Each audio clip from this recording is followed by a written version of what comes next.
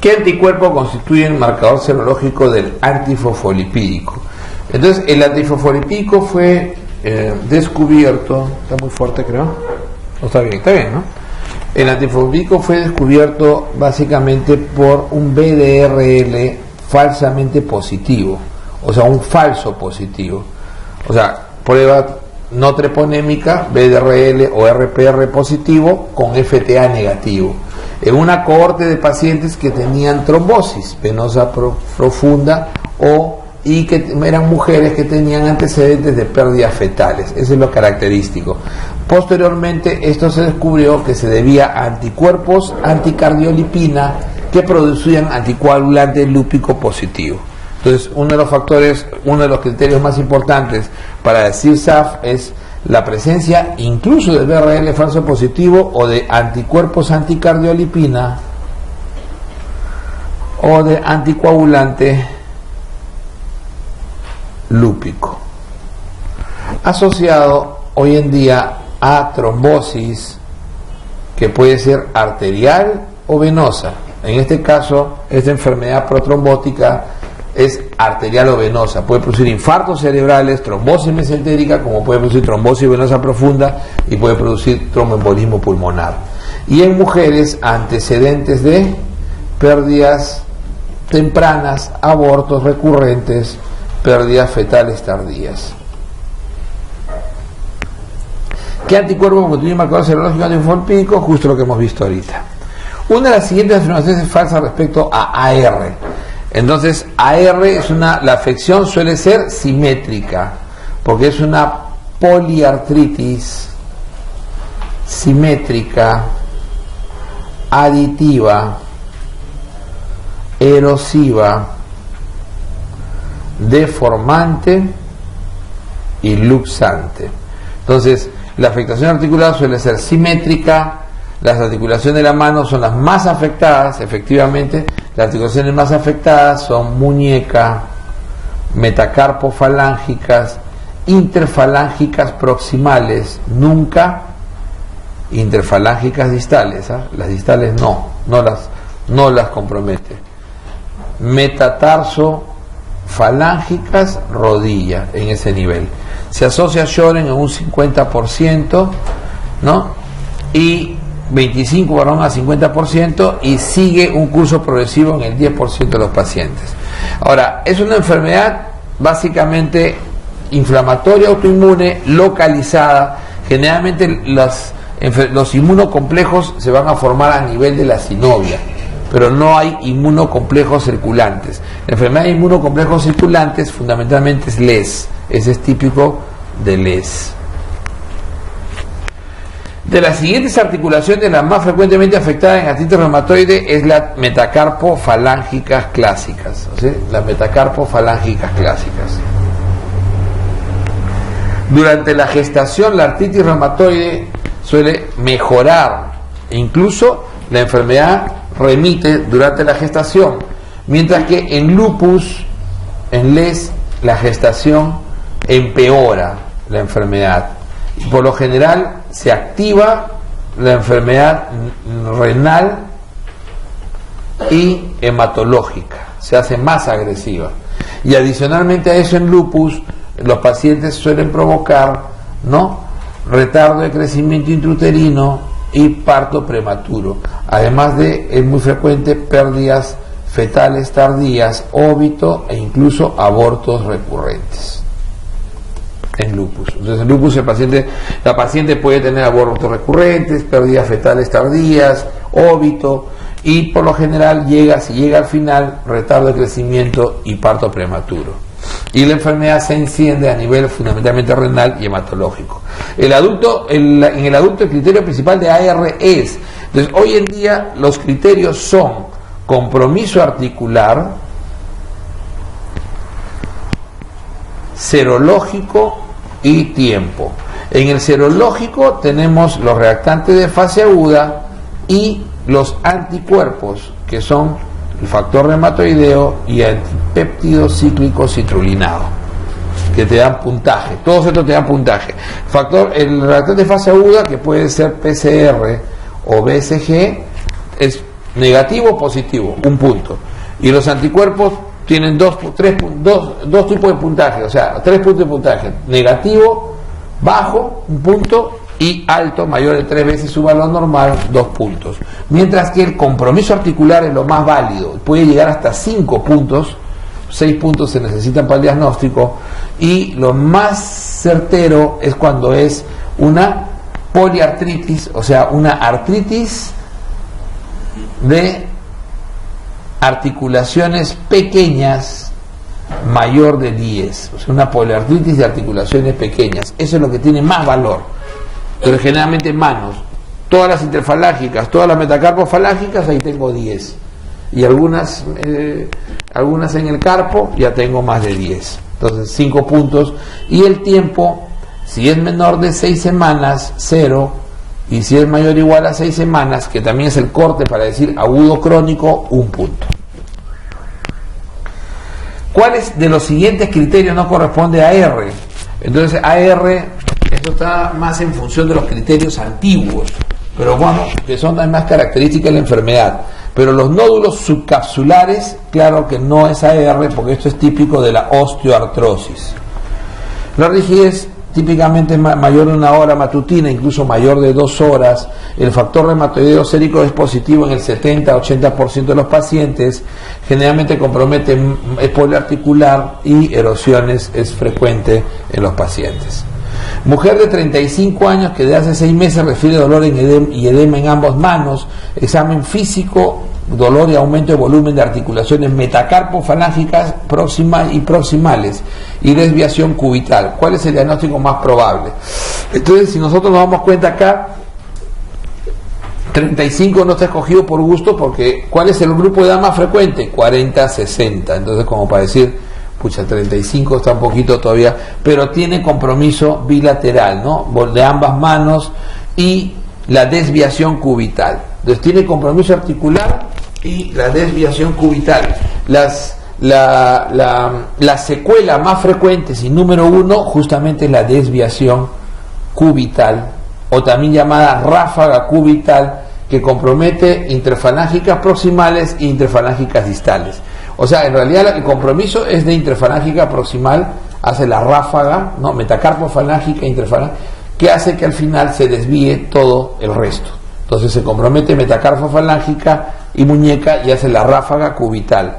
La segunda en frecuencia es la desviación en cuello de cisne, que hace que la falange distal se desvíe, ¿no?, por efecto de la hiperextensión de la interfalángica proximal. La interfalángica proximal se queda hiperextendida por secuela, y entonces compensatoriamente se dobla la distal y hace el cuello de cisne. Y el tercero en frecuencia es el compromiso del primer dedo de la mano en ojal de botón o botonier. Esas son las tres más frecuentes y son vistas en mano. Mujer de 32 años con diagnóstico de AR, ¿cuál de los siguientes hallazgos indica buen pronóstico? Entonces, buen pronóstico y mal pronóstico. Entonces, vamos a poner mal pronóstico, que es lo más frecuente, y lo contrario siempre es buen pronóstico. Entonces, buen pronóstico siempre es lo contrario. Entonces, por ejemplo, factor reumatoideo positivo, obviamente negativo es buen pronóstico. Antipéptido cíclico citrulinado positivo, negativo es buen pronóstico. Nódulo reumatoideo positivo es mal pronóstico, que no exista es buen pronóstico. A presencia de erosiones es mal pronóstico, que no exista es buen pronóstico. ¿Ok? Y mujer blanca de edad media es mal pronóstico, que sea de otra etnia es mejor pronóstico. Esos son los factores fundamentales de mal y de buen pronóstico. Entonces, ausencia de erosiones es de buen pronóstico. ¿Cuál de los siguientes criterios no corresponde a la clasificación de AR? Entonces, este es antiguo. Acuérdense que las nuevos criterios son del 2010, ¿no? Entonces, artritis 2 zonas era la respuesta en esa época. La artritis reumatoidea mejora con, entonces, es un dolor de tipo inflamatorio, ¿no? Es un dolor de tipo inflamatorio que usualmente va a mejorar ¿no? El dolor con antiinflamación, con corticoides y con ejercicios físicos. Mujer de 53 años, dolor articular simétrico en interfalángicas proximales, rigidez matutina de 1 hora, anticitrulinado positivo. Entonces, lo más típico, AR. Osteoartritis primaria también puede ser simétrico, suele ser simétrico bilateral, pero de interfalángicas distales, y no es sinovitis, sino es degenerativo. Entonces, por ahí es que siempre se hace el diagnóstico diferencial. O sea, la osteoartritis, ¿por qué se hace diferencial con AR? Siempre incluso hay tablas, ¿no es cierto? Porque la osteoartritis primaria es heredofamiliar, es más frecuente en mujeres justo en ese rango de edad, posmenopáusicas, o sea, entre 40 y 60 años, y compromete manos, pero interfalángicas distales. Ahí está la diferencia. No es ¿cómo se llama? Inflamatorio, sino es degenerativo, y comienza a producir, ¿no?, lo que se llaman los osteofitos marginales. Entonces comienza a producir los osteofitos marginales por pérdida funcional del cartílago. Lo que pasa en la osteoartritis primaria, eso es básico, yo lo he preguntado mucho afuera, es incremento del agua en el cartílago. O sea, el porcentaje de agua se incrementa en el cartílago normal. Eso se ha visto en la primaria. Y eso hace que la calidad del cartílago, o sea, su capacidad funcional disminuya. Y esa disminución de la capacidad funcional hace que se produzcan osteofitos marginales como reacción esclerótica, y esto se palpa duro, como si fuera, la articulación es dura y se palpa como un nódulo de Heberden. Ese es típico de la primaria, ¿ok? En caso de artritis temprana, se manifiesta por clínica antes del año de enfermedad acompañado de... Entonces, una de las cosas que más se manifiesta incluso desde el primer día que el paciente empieza a hacer fiebre, se ha visto en estudios retrospectivos, es la PCR y la velocidad y sedimentación. Por eso es que el valor de la reacción de fatiga aguda son importantes para actividad de enfermedad y por manifestación temprana. Y dentro de los anticuerpos, el que más tempranamente se hace positivo es el anticíclico, péptido cíclico citrullinado. El criterio mayor valor hoy en diagnóstico entonces va a ser el compromiso de sinovitis de más de 10 articulaciones. Le falta algo, pequeñas, ¿no es cierto? Pequeñas. O sea, el mayor valor es que sean articulaciones pequeñas, no grandes. Más de 10 grandes, 4. Más de 10 pequeñas, 5. Un proceso inflamatorio poliartrítico simétrico, ¿ya?, sugiere el diagnóstico de AR. Si yo viera acá entre las opciones artritis psoriática, estarían algunos problemitas. La artritis psoriática también puede ser poliartrítica simétrica en un 40%, y es la forma más frecuente, ¿no? Entonces, la forma más frecuente de artritis psoriática es 40% poliartrítica simétrica, 30% oligoarticular asimétrica, y de ahí va bajando. Hay 5 formas clínicas del problema. Entonces, ¿cuál va a ser la gran diferencia de AR con psoriática? Ambas son erosivas. Entonces, ¿dónde está la diferencia? Que todas las psoriáticas comprometen interfalángicas distales. Todas. Los cinco tipos de psoriática comprometen siempre interfalángicas distales, mientras AR no compromete interfalángicas distales. Ahí está la diferencia fundamental. La deformidad más frecuente en artritis reumatoide es la desviación cubital de los dedos, o también llamada ráfaga cubital, ¿no?, que es un compromiso en realidad de carpo y metacarpo falángica. De las siguientes articulaciones, la más frecuente afectada, típicamente las metacarpo falángicas, ¿no? Con relación a AR, las siguientes afirmaciones son correctas, excepto. Entonces, es correcto en AR, que es una enfermedad inflamatoria crónica de origen desconocido, efectivamente, que se caracteriza por ser una artritis deformante y progresiva, también, que es más frecuente en mujeres que en varones, ¿no? 5-1, tiende a afectar articulaciones pequeñas de manos y pies primero, claro que sí. ¿Y el 95% de los pacientes de AR presentan nódulos? No, solamente el 20%. solo el 20%. Por lo tanto, no es la manifestación extraarticular más frecuente. La más frecuente manifestación extraarticular de AR es anemia de enfermedad crónica, 70%. Mientras que lo más característico sí es el nódulo reumatoideo, pero solo se presenta en el 20% y se asocia siempre a factor reumatoideo positivo. Y ambos son factores de mal pronóstico. Paciente con AR tratado con diclofenaco a dosis completa durante 3 semanas. Entonces, ¿qué es lo que hace el diclofenaco? El diclofenaco, como antiinflamatorio no selectivo, nos inhibe la COX-1 y COX-2. Por inhibición de la COX-2, entonces va a disminuir la producción de prostaglandinas inducibles.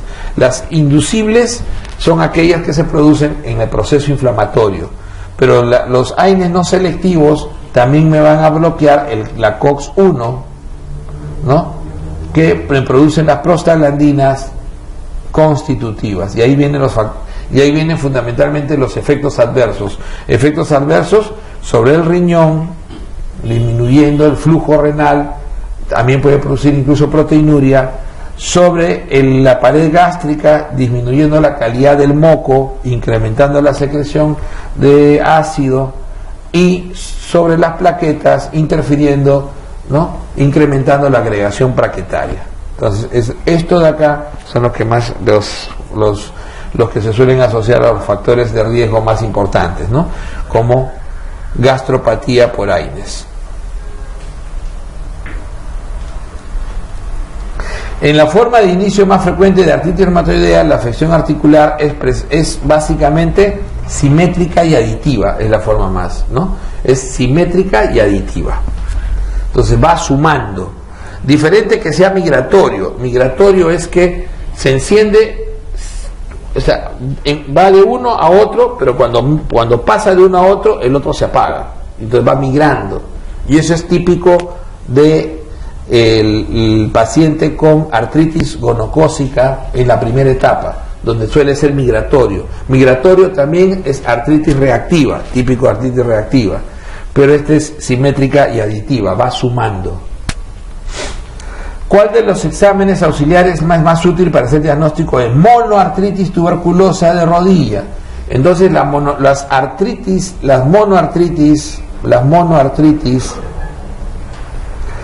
infecciosas o sépticas, el 80% son agudas, pero hay un 20% que pueden ser subagudas o crónicas. Una de ellas más frecuente es justamente la tuberculosa, y la tuberculosa pues se suele alojar cuando es puramente articular, rodilla, y cuando es articular y ósea, en columna, mal de Pot, de 11 de 12, por uso una espondiloartropatía, ¿no?, una espondiloartropatía tuberculosa. Ese es mal de Pot de 11 de 12, es un compromiso mixto, articular y óseo, hueso esponjoso. Mientras que el típico puramente articular, monoarticular, es en rodilla, y se requiere biopsia en membrana sinovial, aunque el estudio, ¿no?, el estudio del líquido sinovial nos va a indicar que es un séptico, un infeccioso. La biopsia es lo que nos da el diagnóstico, porque se tiene que demostrar el granuloma tuberculoso. No rinde el BK no tiene mucho rendimiento. Varón joven ingresa por una monoartritis aguda de rodilla derecha, se le hace artrocentesis, obteniendo líquido turbio. En el estudio resulta ser piógeno. ¿Cuál es el germen más probable? Entonces, el germen más frecuente en ese 80% es Staphylococcus aureus. Y en nuestro país, Staphylococcus aureus meticilino sensible. Por eso que lo que se usa es oxacilina. En el líquido sinovial de aspecto transparente, color amarillo pálido, con 0 a 200 células y polimorfos del 10%, ese es el normal. Entonces existe el líquido normal, existe el líquido tipo 1 o no inflamatorio, existe el líquido tipo 2 o inflamatorio, existe el líquido tipo 3 o séptico, y existe el líquido tipo 4 o hemorrágico. Entonces el líquido normal, acabamos de ver, estas son sus características típicas: 0 a 200, muy claro, muy pálido y menos de 10% de polimorfos. El no inflamatorio ya suele tener, suele tener entre mayor de 200 a 2000 células, ¿no? Es más hiperviscoso y suele tener hasta un 25% de polimorfos nucleares. Cultivo negativo. El tipo 2, que es inflamatorio, el más característico es la gota, ¿no? Y puede tener un rango desde más de 2000 células hasta 100.000 células. Clásicamente la gota 50 a 75.000 células. Suele ser turbio y por lo general, no por lo general, sino el cultivo es negativo, pero puede tener en algunos casos cristales positivos, como en el caso de la gota y la pseudogota. El séptico es típicamente purulento, el tipo 3. Ojo que a veces lo preguntan con esta numeración. Y el purulento suele tener más del 75% de polimorfos. El inflamatorio suele tener 50% de polimorfos. 75% de polimorfos, y por lo general tiene viscosidad muy disminuida y cultivo y gram positivo. Séptico purulento, tipo 3. Y el tipo 4 es el hemorrágico, es francamente hemorrágico, no aplica el conteo de células, no aplica porque suele ser coágulos, y lo más frecuente acá es traumático, y cuando no es traumático, una de las causas más características es la hemofilia, espontáneo. Obviamente en el 3 la causa más frecuente va a ser la artritis séptica, y en el 2 inflamatorio pueden estar AR, LES, todos, pero lo más característico va a ser la gota específicamente, y en el no inflamatorio el más característico es la osteoartrosis, el de tipo la osteoartrosis que compromete generalmente articulaciones grandes, o sea, la secundaria.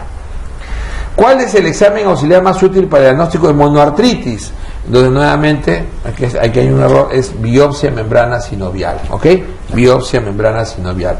Incluso para el mal de Pot también es biopsia de hueso el diagnóstico fundamental. ¿Cuál es el agente más frecuente en la artritis piógena en niños mayores de 2 años? Estafilo, porque en menores es neumococo. En menores de 2 años es neumococo. En mayores de 2 años es, como en los adultos, estafilo. La artritis bacteriana aguda de rodilla, la conducta terapéutica es, entonces si yo tengo una monoartritis infecciosa o séptica, el 80% habíamos dicho que son agudas. Típicamente Staphylo aureus es la causa más frecuente y de siembra hematógena. Ojo que la articulación más comprometida adulto es rodilla, niño es cadera. ¿Por qué? Porque generalmente las infecciones se asientan en articulaciones comprometidas previamente, con más frecuencia secuelas osteoartrósicas. ¿Qué secuelas osteoartrósicas puede tener un niño? Lo más frecuente es displasia de cadera, PERTES, que son las, digamos, secuelas que puede haber en la infancia, y sobre eso se puede infectar. Mientras que un adulto puede tener secuelas en rodillas muy frecuentes por gonartrosis, por secuela por gonartrosis, por secuela de AR, secuelas traumáticas, etcétera. Entonces ahí se siembra generalmente. Staphylo aureus. En el tratamiento de estos pacientes, fundamentalmente, el diagnóstico se hace por artrocentesis, siempre, es el examen más importante y nunca se debe dejar de hacer, y el diagnóstico es drenaje, porque el drenaje permite que ingrese mejor el antibiótico, más antibiótico parenteral, clásicamente oxacilina, porque es estafilo. Varón de 25 años que sufre traumatismo. El mecanismo de daño de siembra hematógena generalmente es una abrasión en piel, a partir de la cual migra el estafilo. Entonces, en tercio inferior de pierna ocasiona escoriaciones, 3 días después dolor y tumefacción en rodilla derecha. Se realiza artrocentesis. Se obtiene líquido purulento. ¿Líquido qué tipo? Tipo 3. ¿Cuál es el agente bacteriano más probable? Staphylo aureus, es el más probable. Artritis séptica, manejo siempre inmediato, antibiótico parenteral y drenaje. Además de eso, reposo absoluto, posición fisiológica, ¿Por qué? Porque puede, en 48 horas una artritis séptica puede destruir la articulación y producir subluxación y destrucción capsular. Paciente que presenta en forma aguda dolor y aumento de volumen de rodilla. ¿Cuál es el manejo que debe indicarse? Entonces, ¿qué puede ser? Puede ser lo típico, las monoartritis más típicas son séptica o cristales. ¿Y cómo las diferencio? Artrocentesis. Paciente 6 años con diagnóstico de artritis aguda. ¿Cuál es el agente etiológico más probable? Entonces ahí viene la posibilidad, no tengo estafilo, la otra posibilidad siempre va a ser neumococo. En niños, neumococo. Pero sigue siendo estafilo aún en ese grupo de edad la primera.